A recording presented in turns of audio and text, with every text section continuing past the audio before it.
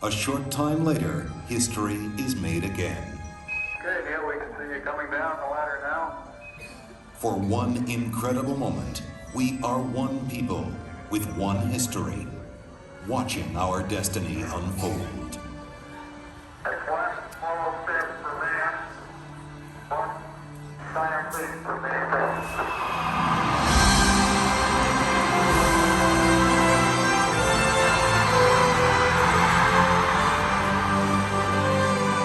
Armstrong is on the moon. Neil Armstrong, 38-year-old American.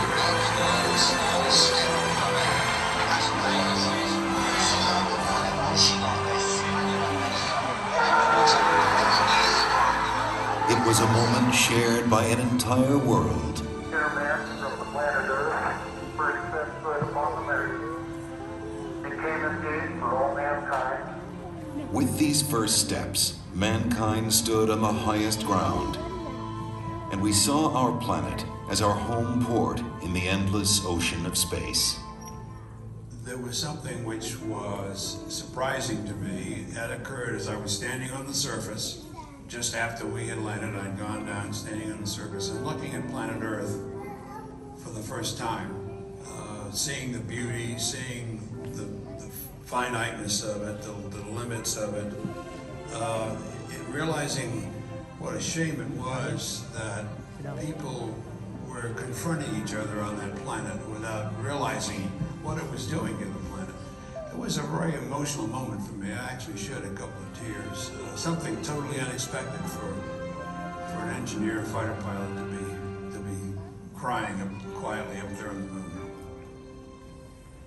Mankind had achieved a tenuous foothold in the heavens, and a new and exciting world lay waiting to be explored.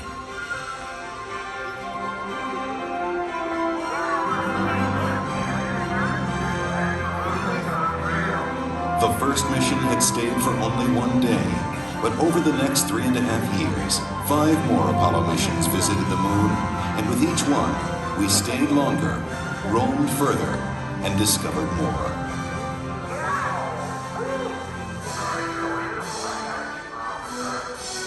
I never thought when I was a kid building rockets, in high school, that we would go to the moon, before the end of the century. I mean, I thought that was something that was way in the future, fantasy.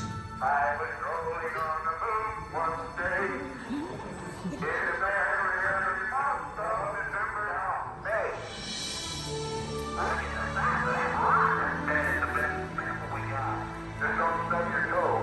We have got to understand that as a people, we need to stretch. We need to reach beyond our grasp. We need to strive to do things that seem impossible, because in the accomplishment of them, we move society forward.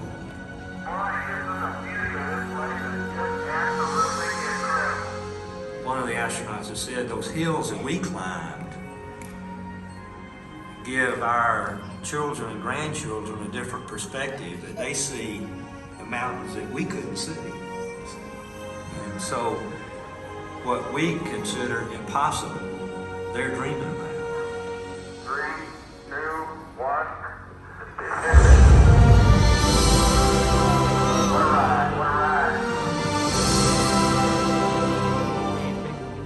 When I have a chance to talk to kids, I tell them, the first thing I tell them is to take the word impossible out of their vocabulary. Go to their teacher tomorrow morning and scratch it out of the dictionary. The word doesn't exist. If I could stand here and tell you that I lived on the moon, that I called the moon my home for 3 days, you tell me what is impossible in this day and age, much less in a generation that follows, much less into the 21st century. Nothing is impossible. I like exploring things, inventing. I would like to go up there and find out what's really up there. I would like to be an astronaut. I like to design rockets. Payload specialist. I'd be a ground control officer. The thing that my mom can't understand is I'm terrified of heights, but I want to be an astronaut. There's so many things I'd love to do. I would explore, I'd look for everything. I would try to start a farm. Millions of other galaxies that you might be able to live It's in. the unknown. Anything's You possible. may be able to cure certain diseases. On Mars and dance on it. Play basketball, but you could still be short, because then you could fly up in the air. Baseball would be awesome. Hit the ball, you get a home run every time. There are a lot of things that could benefit mankind. that because of science, we simply cannot do on Earth. It's such a big universe, and it's kind of strange to think that just this one tiny planet was chosen to have life on I it. hear they're finding new planets or moons, and they're finding out more about how stars are working, and it makes me feel like it's trying to tell me something, What's it trying to tell you? that you belong up there with them. The Apollo program ended in December of 1972, but our journey into space is just beginning. I'm Neil Armstrong. The future of space travel is being written right now in the dreams and imaginations of a new generation. Perhaps that's the greatest legacy of Apollo.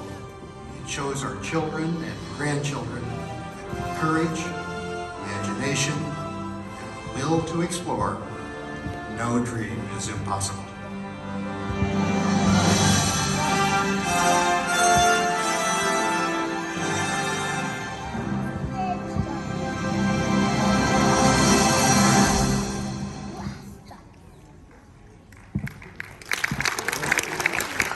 Please watch your step as you exit the stage.